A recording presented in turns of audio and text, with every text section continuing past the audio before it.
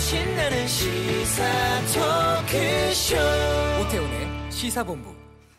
네, KBS 1라디오 오태훈의 시사본부 수요일 2부는 전문성과 현장성이 살아있는 고품격 하이 퀄리티 범죄 수사 토크를 지향하는 아는 경찰로 시작합니다.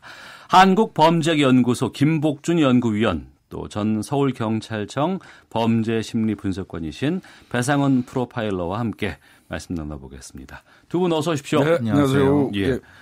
일요일 날 여의도 회사에 근무하려고 왔더니 불이 나서 연기가 자욱한 게 막 보여요. 네. 고양시에서 풍등을 달려서 저유소 화재로 이어지게 한 외국인 노동자에 대해서 경찰이 영장을 청구했고 검찰이 구속영장을 일단은 반려를 했습니다. 이 이야기를 좀 나눠볼까 하는데 사건 정리부터 좀 해주시죠. 네, 뭐 기본적으로 7일이죠. 네. 일요일 날 뭐 화재 발생 시간은 10시 41분부터 이제 CCTV가 찍힌 부분인데 발생한 그 근처라고 보여지고요. 그러니까 풍등을 이제 스리랑카 노동자인 27세의 어떤 분이 그 강매터널 현상 공장에서 그 풍등을 날렸는데 그 풍등은 그 전날 네. 초등학교에서 그 있던 놀이를 하기 위해서 날렸던 거 그 중에 하나가 거기 떨어졌나 봅니다. 행사 중에 날렸던 것이 예. 그쪽으로 떨어져 있었군요. 그거를 이제 그거를 뭐 재미로 올렸는지 어떤지 그건 또 조사해봐야 되겠지만 그거를 이제 다시 올리는 과정에서 바람 때문에 저유소 쪽으로 불어서 잔디밭에 불이 붙고 그 다음에 그 저유소 탱크 중에 하나 여러 개 불 붙어 있는 것 중에 하나에서 불이 붙어서 폭발한 사건이 되겠습니다. 네. 그 구속영장을 청구를 했는데 검찰은 일단 반려를 했어요. 네, 예. 이거는 이제 반려라기보다는 이제 보완 수사 요구죠. 이제 조금 좀 더 이 내용의 어떤 그 보강할 부분이 있으니까 예. 뭐 이런 부분 저런 부분 아마 조목조목 나름대로는 아마 그 써서 보냈을 겁니다. 그래서 이제 그 부분에 대해서 할 것 같은데 네. 이 검찰도 지금 계속 그 일어나고 있는 어떤 그 이 문제점에 대해서 민감한 것 같아요. 지금 어떤 여론이 일부 있냐면요. 네. 이렇게 큰 사건이 발생한 게 뭐 궁극적으로는 그 스리랑카인 그 한 사람의 잘못에 의해서 이 화재가 발생했고 그러면 이 모든 책임은 그 사람한테 있는 것이냐. 이런 거에 대한 그 어떤 국민 여론이 좀 그 있거든요. 예. 그런데 제가 판단을 해도 이제 뭐 조금 조목조목 다루겠지만요. 단지 그 스리랑카인의 그 풍등이 날아가서 잔디밭에 불이 붙어가지고 저유소에 불이 그 인화돼서 이렇게 큰 화재가 발생했다. 요거는 저처럼 수사 현장에서 일을 해본 사람의 입장에서 볼 때는 네. 이해 못할 부분, 납득하지 못할 부분이 사실은 없지 않아 있어요. 그 부분에 대한 아마 경찰의 자세한 설명이 있어야 될 것 같습니다. 네. 이제 연결점이 안 된다는 거죠. 검찰은 그렇게 본 것 같습니다. 1차원이, 2차원이, 3차원이 돼야 되는데 1차원이 풍등인 것은 맞아요. 근데 그것이 바로 저기서 폭발로 이루어졌다고 하려고 하면은 어떤 시설의 방제라든가 그 안전 관리 부분이 그 어떤 고의성이 없는 상태로 그것에 의해서 직접적으로 불이 나서 터졌다고 해야 되는데 그것을 연결시켜주는 부분이 좀 명확하지 않은 부분이 있거든요. 예. 왜냐하면 아무리 불씨가 떨어졌다 하더라도 방제 시스템이 작동했다고 하거나 그랬다고 하면 그게 그렇게 불이 날 리도 없는 거고 그렇게 너무 가까운데 그렇게 풍등이 떨어졌다고 하는 것이 그게 말이 되느냐. 그러니까 이 설명 자체가 좀 부족한 부분에서 보완이 맞는 거죠. 정확히 말하면 반려는 아닌 거고 예. 그 부분이 사실은 국민들께서도 이상하다. 그것은 분명히 설명이 필요하다라는 부분 지점이라는 겁니다. 그러니까 범죄 의사가 확실하게 있는 경우에 뭐 구속영장을 청구할 수 있을 것 같은데 이번 거는 아까 말씀하신 것처럼 1차원이 2차원이 이런 것들이 좀 있잖아요. 경찰 입장에서 구속영장을 어떨 때 주로 신청을 하는 거예요? 근데 이 경우는요. 네. 실화. 그러니까 본의가 아니게 고의로 불을 질렀다면 방화죠. 예. 방화는 뭐 볼 것도 없이 큰 범죄니까 구속하는 게 맞는데 일반적으로 실화는 우연히 실수에 의해서 불을 먹고 지르려는 의사가 없다가 불조심을 잘 못해가지고 이럴 때면 뭐 이 야산에서 쓰레기를 태우다가 그게 이제 바람에 날려가고 불씨가 돼서 산을 다 태워버렸다. 아이고, 뭐 예. 이런 경우를 이제 실화라고 얘기해요. 예. 근데 이제 중실화를 이제 경찰이 적용한 거는 실화 중에서 좀 중하다. 중실화인데 이 얘기는 그 왜 그랬냐면요. 이 사람이 그 스리랑카인이 주워든 그 풍등을 날렸고 그 풍등이 날아가 가지고 저장소에 떨어져서 불이 붙은 것까지 쫓아가서 확인을 했다는 거예요. 예. 확인을 했으면 나름대로 빨리 어떤 조치를 취했어야 된다는 거죠. 본인이 직접 끄지는 못한다 하더라도 예. 신고를 한다든지 어떤 조치를 취했어야 되는데 불난 거 보고 나몰라라고 싹 빠져버렸기 때문에 그걸로 인해서 그 결과가 어마어마하게 지금 그 좋지 않은 그 양상이 이루어졌잖아요. 예. 이 부분에 대해서 이제 중실화를 이제 적용했고 뭐 이런 경우에는 구속영장을 청구할 수는 있어요. 네. 그러나 이제 국민들 여론은 단지 스리랑카인 하나로 끝나서는 안 된다는 것이죠. 시설이 정말 제대로 돼 있는 건지. 사실 시설 부분에 대해서는 할 말이 많아요. 네. 이 정도 이 잔디밭에 불이 붙었는데 저렇게 중요한 시설에 바로 불이 붙어갖고 터질 정도가 됐다고 그러면 이건 시설 잘못된 겁니다. 제가 봐도. 그다음에 당일 근무자들의 근무 형태가 제대로 돌아갔는지. 네. 18분 동안 타고 있는데 근무자들은 도대체 뭐 했냐. 42개의 CCTV가 돌아가고 있었는데 이런 부분도 따져봐야 될 것 같고요. 그러니까 여러 가지 종합적인 거를 이제 종합적으로 발표를 해줘야 되는데 네. 일단 경찰에서 중실화로 스리랑카인만 이제 구속을 한다고 하니까 국민들은 그 사람한테 다 떠미는 거 아니냐. 예. 이래서 이제 여론이 안 좋은 거죠.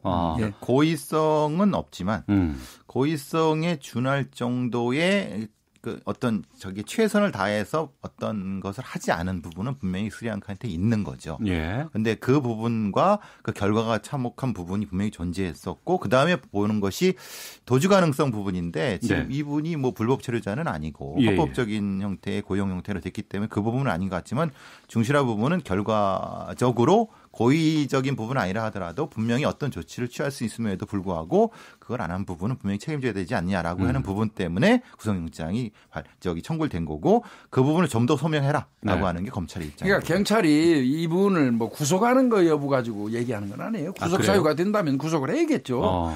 그런데 이제 그 이후에 제가 말씀드린 것처럼 이제 한 가지 이제 사례를 들면 이런 거예요. 이 화재의 원인이 잔디밭에 풍등이 떨어지고 잔디밭에 불이 붙고 잔디밭에 타다가 그 불씨가 그 이 저장소 유증기를 배출하는 그 구멍으로 들어가갖고 불씨에 의해서 불이 났다는 건데요. 네. 사실은 현실적으로 불가능해요. 그게 왜 그러냐면요. 유증기 전환 장치가 이제 이게 뭐냐면요. 이 증기가 나오는 게 계속 밖으로 새면 환경에 문제도 있을 수 있어요. 예. 그렇기 때문에 이런 경우는 다시 안으로 끌어들여서 이제 그 나간 그 유증기를 고체화시켜갖고 밖으로 새지 않게 하는 그런 순환장치 비슷한 건데 그 구멍으로 들어갈 수가 없다는 거예요. 외부에서. 예. 그 잔디가 탄 불씨가 그 안으로 들어갈 수도 없고 또 유증기를 배출하려면 안에서 팬 비슷한 게 막 안에서 밖으로 밀어내야 될 거 아니겠습니까? 그런데 그게 어떻게 안으로 들어갈 수가 있느냐. 구조장치도 기본적으로 밖에서 안으로 들어올 수 없도록 돼 있고. 네. 그런데 그런 식의 설명을 해버리니까. 이거는 좀 납득이 안 가는 부분이 있다 하는 게 이제 국민들 여론이고요. 그런 부분까지 조사해서 얘기해달라는 거예요. 네. 예. 송유관 공사에서 그분을 정확히 설명 못한 거죠. 그렇죠. 왜냐하면 우리가 화장실에서 유트랩이라고 해서 냄새가 나지 않는 형태의 것이 있지 않습니까? 그렇죠. 예. 네. 그런 형태라고 보시면 됩니다. 말하자면은 그 냄새가 결국은 바깥으로 나지 않게끔 하는 것을 하물며 가정에서도 그렇게 하는데 그렇게 중요한 국가 전략 비축 시절에서 그걸 안 했다. 네. 이게 말이나 됩니까? 그러니까 이제 일부 전문가들은요. 예. 불씨가 유증기를 배출하는 통을 통해서 들어가고 이 불이 난 게 아니고 오히려 불이 나가지고 이 저유소 안에 있는 기름의 내부 압력이 상승되면서 온도가 상승되면서 그거에 의해서 발화된 게 아니냐. 이런 식으로 보는 시각도 있거든요. 그러니까 그 시각을 경찰에서 수사로 그걸 밝혀야 되는 거죠, 경찰이. 그런데 이제 일단 이 사람부터 우선 구속한다고 하니까 국민들은 좀 오해를 하시는 것 같아요. 이 사람한테 모든 책임을 밀고 사건 종료하는 거 아니냐 이렇게 생각하시는 것 같은데 그건 아닙니다.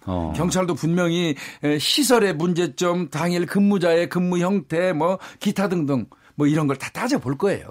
너무 좀 황당하죠. 이게 왜냐하면은 저유소 자체가 제가 고양시 살고 있고 예, 제가 그 옆에 동네에 살지만은 사실 거기 있는지는 요번에 알았고요. 그리고 또 번에 보고 봤는데 너무 가까운 그 탱크들이 너무 가깝게 조밀조밀하게 있고 강매 터널을 공사하는 데가 위에 있습니다. 예. 300m 차이예요. 예, 네. 차이인데 그 오히려 또 높습니다. 강매 터널. 그러니까 산을 중간을 뚫는 형태이기 때문에 만약에 터널 공사장이 아래쪽에 있었다고 하면 그 사건은 없었겠죠. 그러니까 네. 그럴 때 어떤 이 방지 장치 자체가 없었다는 거 아니겠습니까? 그런 걸 누가 당연히 해야 되는데 안 했다는 거에 대한 책임도 분명히 지금 물어야 된다는 그 거죠. 방제 장치를 얘기하시니까 말씀을 드리겠는데요. 예.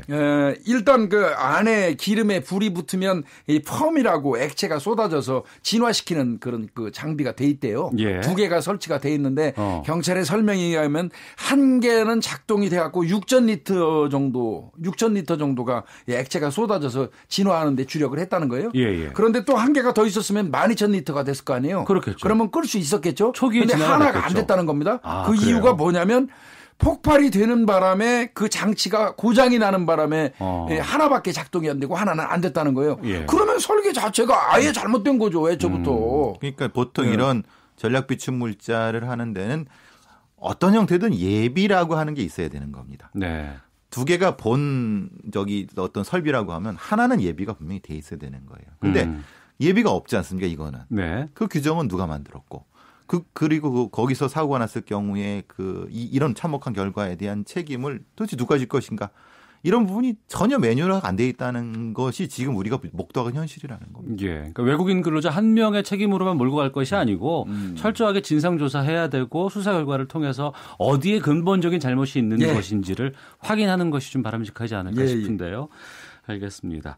KBS 라디오 오태훈의 시사본부 김복준 한국범죄연구소 연구위원 배상훈 프로파일러와 함께 아는 경찰 진행하고 있습니다.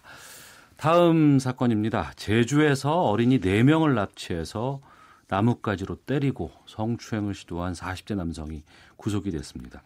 그런데 범행 동기가 명확하게 밝혀지지 않고 있다고 하는데 이게 어떻게 된 사건이에요? 이게 지난 6일 날 이제 그 낮에 정오 조금 지난 시간대 서귀포에 있는 한 초등학교 운동장에 유치원생 하나 그리고 이제 초등학교 저학년 학생인 것 같습니다. 3명이 축구를 하고 있었나 봐요. 그 시기에 이제 검정 승용차를 탄 장모 씨라는 사람이 나타나 가지고 아이들한테 접근을 했고요. 네. 야, 내가 짐을 좀 옮기는데 너희들이 좀 도와줄래 하니까 아이들이 우르르 그 차를 탔어요. 그 차를 타자마자 이 사람이 이제 그 농수로 인근으로 데려갔어요. 아이들을. 그리고는 거기에서 이제 아이들을 아마 제압하고자 하는 목적이었을 거예요. 네. 각각 너희들이 부모님 말 안 들은 횟수를 이야기해라. 스스로 이야기해라. 그래가지고 아이들이 이제 겁먹은 상태에서 저는 뭐 한 5번 그러면 나뭇가지로 한 5대 때리고 이런 식으로 아이들을 이제 폭행한 이후에 오후 한 5시가 좀 넘은 시각에 아이들을 또 다시 차에 태우고 각각 그 집 인근에다 내려주고 도주한 사건이에요. 내려주고요? 예. 그나마 정말 얼마나 다행인지 모르겠습니다만은 이제 내려주고 도주를 했어요.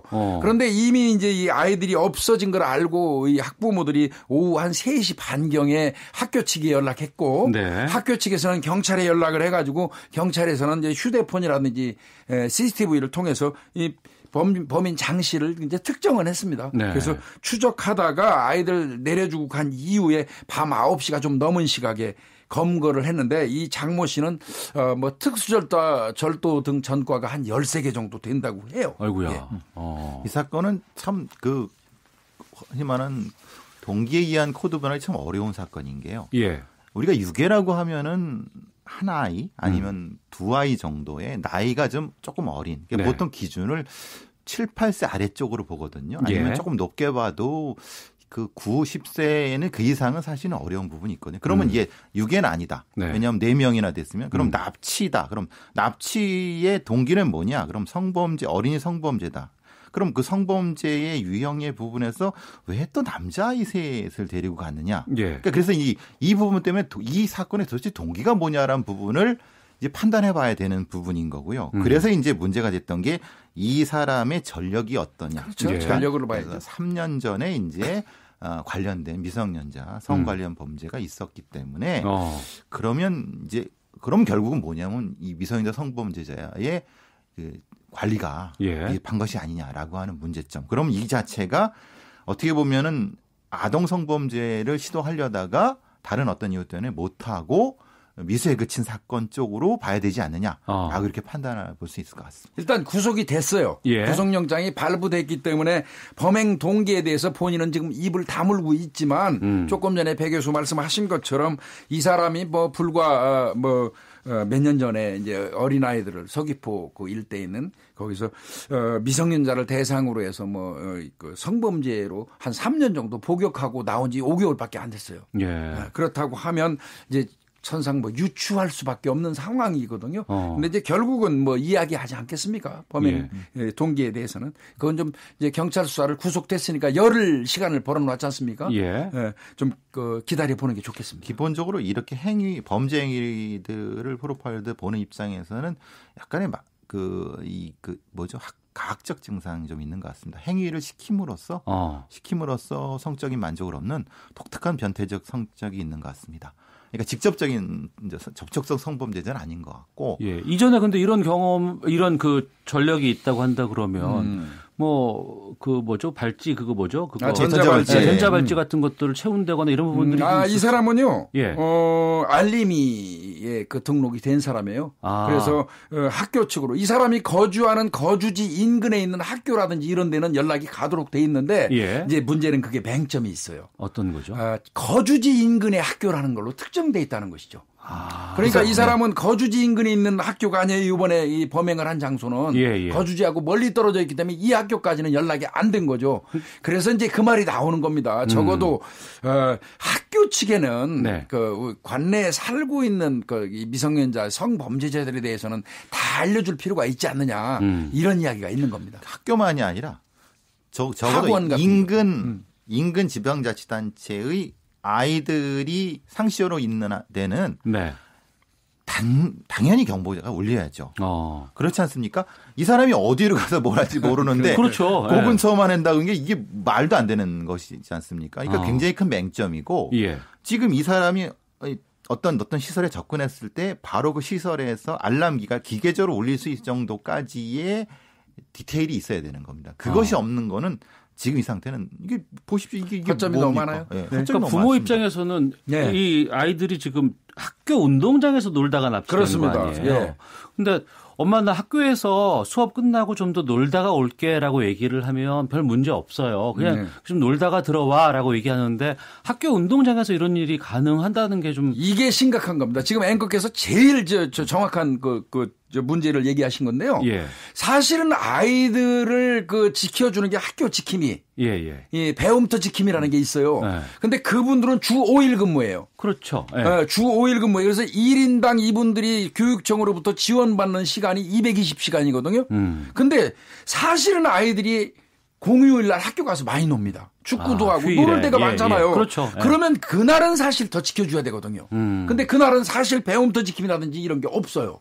그래서 이 부분은 예산을 확충해서라도 휴일 날 아이들을 지켜주는 시스템을 구축을 해야 됩니다.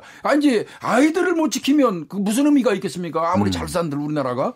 그래서 그 부분 좀 따져볼 필요가 있어요.